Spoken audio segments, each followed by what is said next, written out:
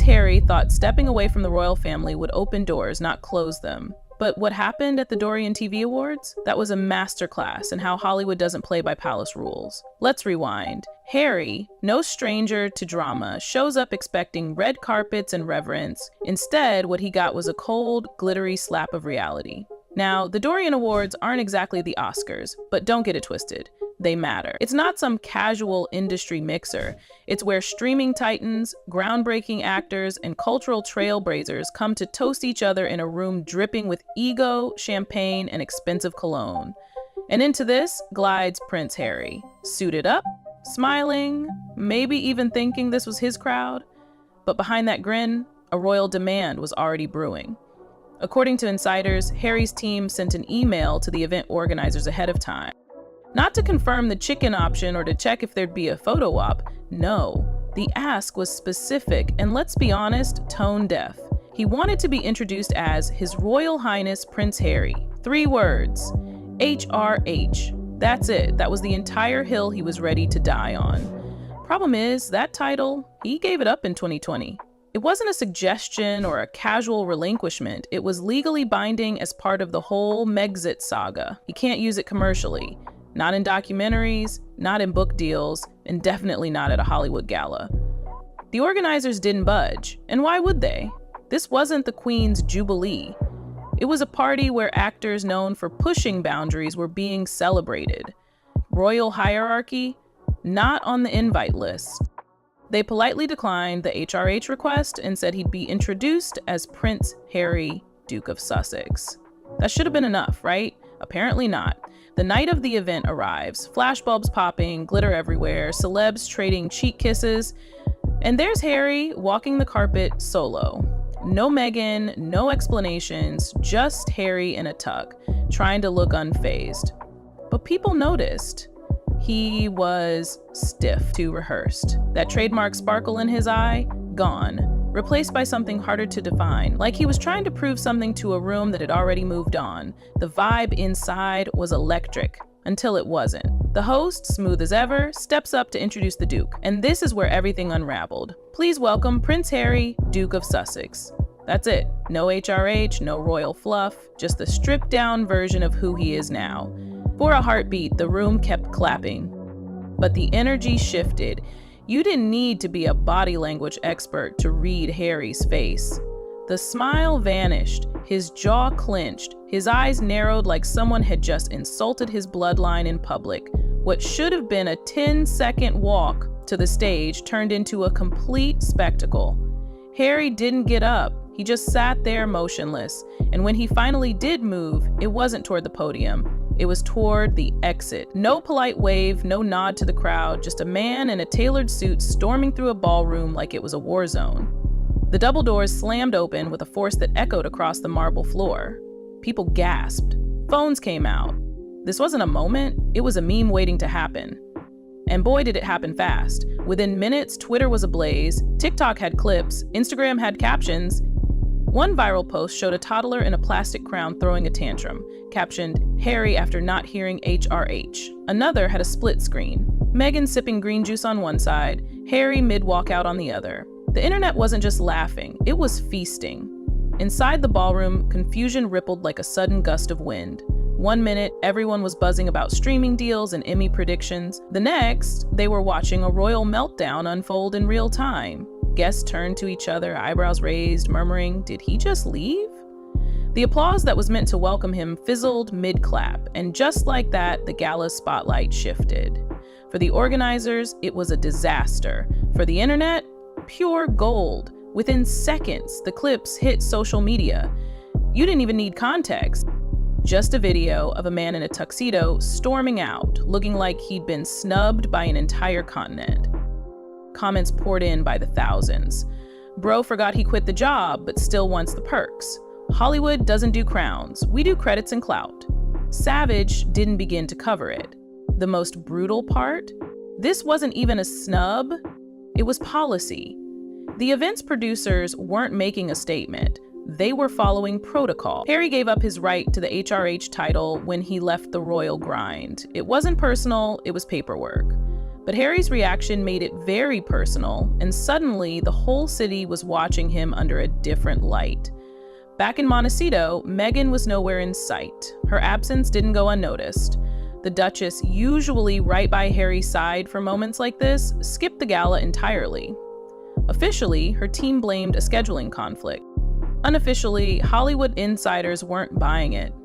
You don't miss a red carpet if you want to be seen. Not in this town. Rumors started swirling. Was she avoiding the drama? Did she warn him not to push the HRH issue? Was this a calculated move to protect her own image? People close to the couple hinted that Meghan had grown weary of Harry's obsession with titles. She's been laser-focused on brand building, reputation, and staying above the noise. And nothing ruins brand equity faster than being caught in the middle of a public meltdown with cameras rolling. At the after-party, the whispers got louder. One A-list actor clinked their champagne glass and joked, "Looks like the gala did what Buckingham couldn't. They told him no." Laughter followed. But behind the jokes was a deeper shift. Studio heads, showrunners, deal makers. They weren't amused. They were wary. The entertainment industry is built on unpredictability, but not that kind. Executives want bold, they want visionary, but they also want stable, predictable, professional.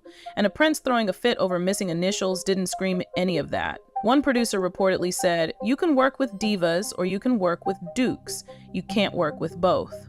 The fallout was fast. Phone calls meant to explore collaborations went silent. Meetings got rescheduled. One streaming platform quietly paused a pitch meeting that had been on the books for weeks. Nobody wanted to touch the story, at least not publicly. But behind closed doors, it was the only thing people were talking about. Harry had become the story, and not in a good way. His demand for HRH had backfired so spectacularly, it made headlines in both Page 6 and The Guardian. It's a crossover nobody asks for. But the real damage wasn't the memes or the hot takes. It was the shift in perception. Harry, the rebellious prince chasing purpose, was now seen as a man chasing validation. And worse, he wasn't getting it. Hollywood doesn't run on bloodlines, it runs on buzz. And while Harry was still buzzy, the narrative had flipped. He wasn't a trailblazer anymore. He was the punchline. And the punchline was just starting to spread. Meghan's name started trending not because she was there, but because she wasn't. Theories exploded across Reddit threads and podcast panels. Had she distanced herself on purpose? Was she fed up with Harry's fixation on the royal past? Some fans defended her choice to skip the gala, saying it was smart not to get dragged into drama. Others saw it as a silent protest. But the most viral theory suggested something deeper, a growing rift. According to multiple sources close to Montecito, Meghan had warned Harry not to push for the HRH title. She reportedly saw the Dorian Gala as a chance to network, not posture. But Harry, still clinging to some piece of the crown, insisted. And when it didn't go his way, she stayed home. Maybe it was foresight, maybe it was frustration. Either way, the optics were brutal. While Harry imploded in a ballroom, Meghan was photographed in workout gear, calm, collected, and nowhere near the fallout. The damage wasn't limited to image. Industry momentum, once firmly in their favor, was now on pause. Meghan had already lost the Spotify deal, and their Netflix partnership had quietly slipped from top tier to teetering. Executives began whispering about diminishing returns.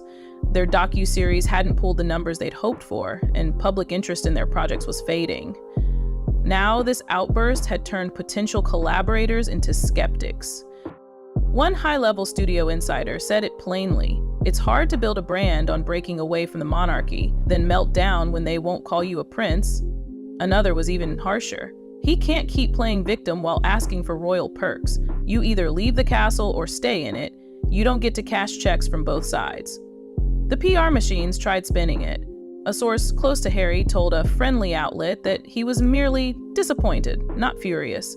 Much like numerous deputies, he could have tried to spin the scene, or glitched out if he was merely disappointed, not furious. But the footage didn't lie. That face, that body language, the way he walked out like the carpet had personally offended him, none of it said mildly disappointed. It screamed wounded ego. And the crowd saw it for what it was. For a long time, Harry and Meghan had been able to control the narrative. They had Oprah, they had Netflix, they had sympathetic journalists. But control is slippery in a town like Hollywood. One bad look, one wrong headline, and the tide shifts. And the tide wasn't just shifting, it was pulling them out to sea. The public wasn't sympathetic this time. Polls showed that a majority sided with the Dorian organizers. People were tired of the Dorian organizers, tired of hearing about leaving the monarchy, only to see the monarchy being used as a branding tool. The authenticity that once made the Sussexes compelling had started to crack. And once that crack showed, people stopped squinting. For Harry, this wasn't just a bad night, it was a warning shot. Hollywood might have been enchanted by the fairy tale once, but it doesn't tolerate reruns. This town rewards evolution, not nostalgia. And in the end, it doesn't matter who your grandmother is. If you walk into the room thinking you're owed something, Hollywood will happily show you the door. So now, all eyes are on what comes next. Will Harry finally embrace the new identity he spent years preaching about? Or will he keep chasing a title that holds no power outside palace walls? Because the truth is, in America, there are no royal rules. Just one, stay relevant or get replaced. And as the laughter fades, the spotlight's still waiting for the next move, not the next meltdown.